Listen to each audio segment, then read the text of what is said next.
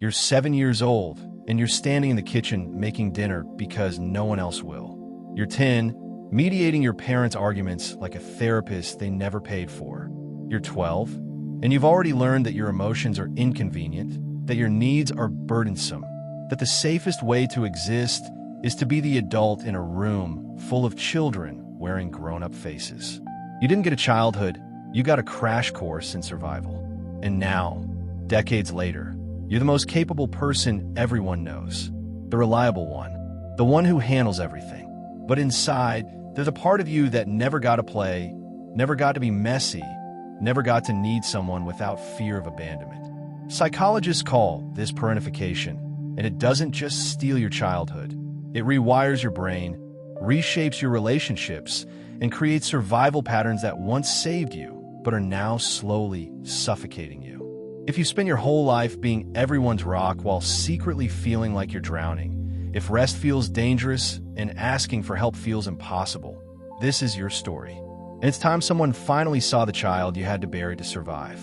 Parentification is a form of developmental trauma where a child is forced into a caretaking role, either for their parents, siblings, or the entire family system. It's role reversal, where the child becomes the emotional or practical parent, and the actual parents become dependent on the child's maturity, competence, and self-sacrifice. There are two types: instrumental parentification, where you handle practical tasks like cooking, cleaning, managing bills, or caring for siblings, and emotional parentification, where you became the therapist, mediator, emotional regulator, or confidant for adults who should have been regulating you. This isn't about occasionally helping with chores or being responsible.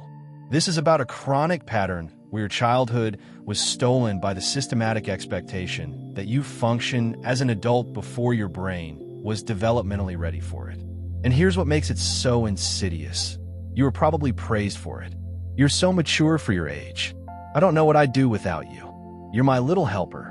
Those compliments felt like love, like worthiness, like the only form of connection available to you. So you leaned in. You became more competent, more reliable, more invisible in your own needs, because being needed was the closest thing you had to being loved. The psychological impact is profound and lasting. Your brain was developing during those critical years, and instead of learning that the world is safe, that adults are reliable, that your needs matter, you learned the opposite. You learned hypervigilance, constantly scanning for emotional danger, predicting needs before they're spoken, managing everyone's mood to prevent chaos. You learned that love is conditional on your usefulness, that relationships are transactions where you provide value or you're discarded. You learned to dissociate from your own needs because acknowledging them felt selfish, dangerous, like it might collapse the fragile stability you were desperately maintaining. And here's the part that breaks my heart. You probably don't even recognize this as trauma because it wasn't dramatic.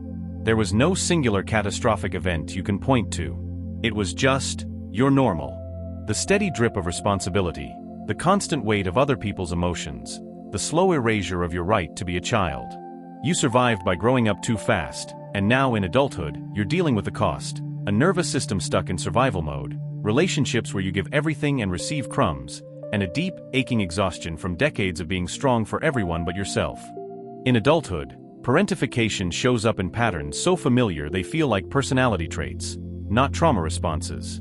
You might be hyperindependent, fiercely self-reliant to the point where asking for help feels like weakness, like failure, like you're admitting you're not capable enough. You've learned that depending on others is dangerous because when you were a child and needed support, it either wasn't there or it came with strings attached. So now you do everything yourself, even when you're drowning, because at least when you're in control, you can't be disappointed. Some of you struggle with imposter syndrome despite being incredibly competent. You achieve things that should make you proud, but you can't internalize them because your sense of worth was never about being inherently valuable, it was about being useful.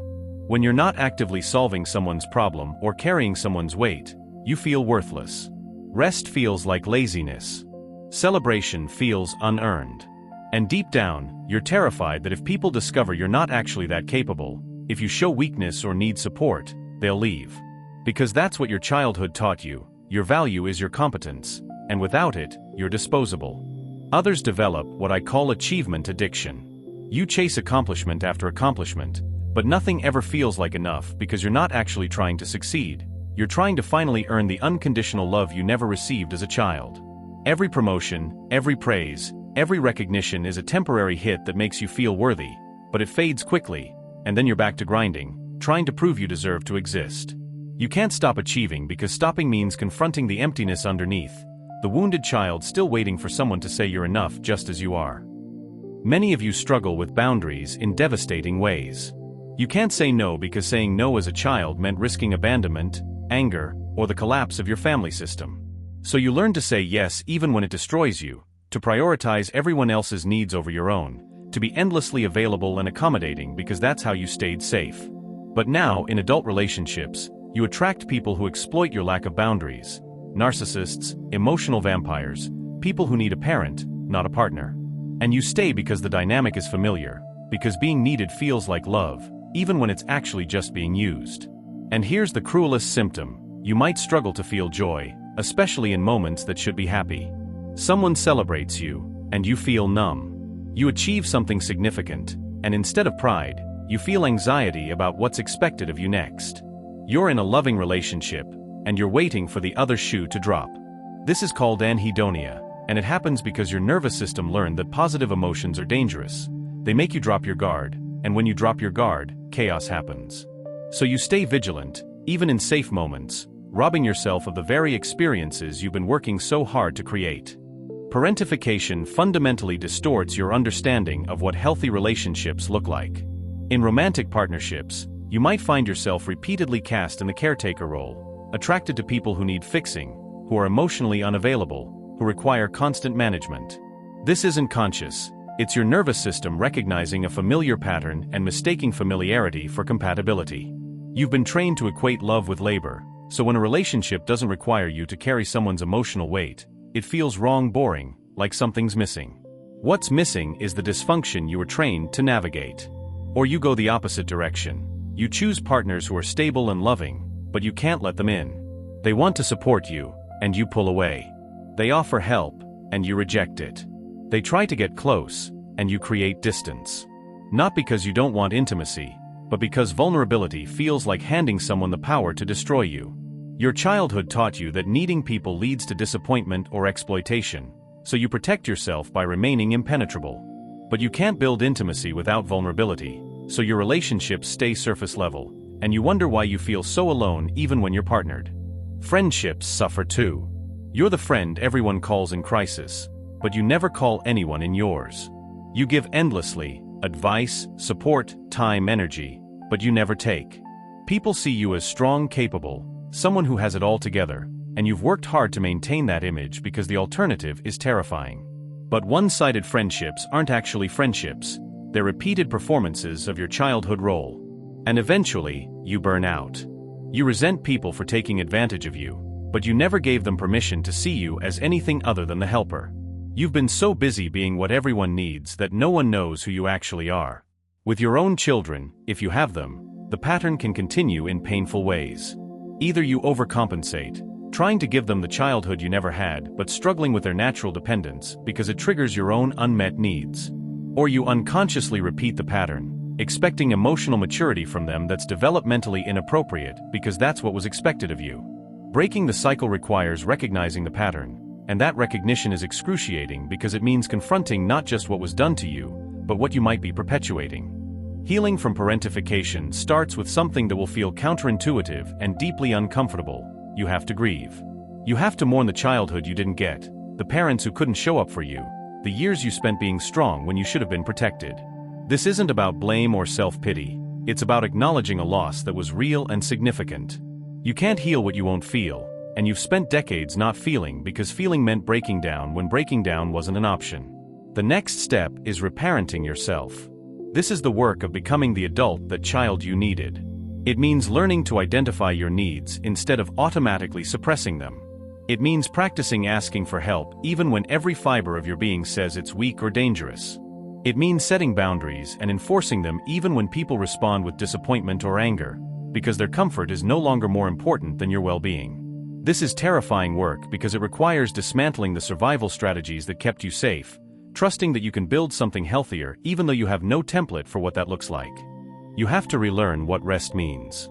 For people with parentification trauma, rest isn't just hard, it's physiologically triggering. Your nervous system associates stillness with danger because when you were a child, letting your guard down meant chaos. So rest feels like negligence, like you're failing someone, like disaster is imminent. Healing requires teaching your body that rest is safe, that you can stop vigilantly managing everyone and everything, that the world won't collapse if you're not holding it together. This takes time.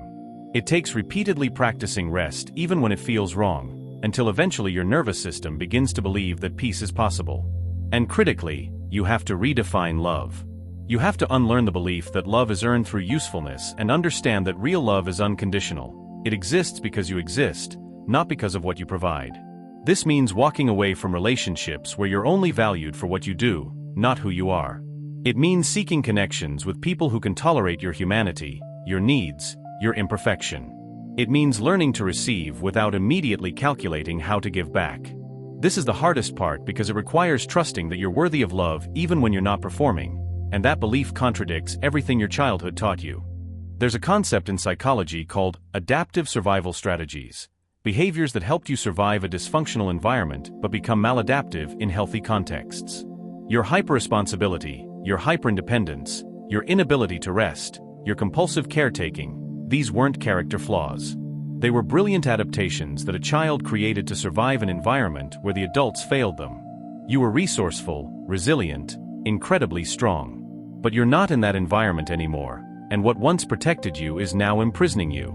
You don't have to keep being the adult you were forced to become at 7, or 10, or 12. You're allowed to put down the weight you were never supposed to carry. You're allowed to need people, to be imperfect, to prioritize your own well-being without guilt. You're allowed to be the child you never got to be, playful, messy, needy, soft. Not literally, but internally. That part of you still exists, buried under decades of responsibility and competence, waiting for someone to finally say, you don't have to hold it together anymore. This year, practice being less capable. Practice asking for help. Practice saying no without justification.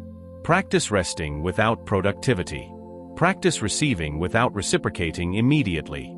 Practice being in relationships where you're not the caretaker. Practice letting people see you struggle without immediately proving you can handle it. These small acts of reclaiming your humanity are how you heal. The child you had to bury to survive deserves to finally be held, comforted, and told what they should have heard all along. You are loved not for what you do, but for who you are. You always were. And you finally get to rest.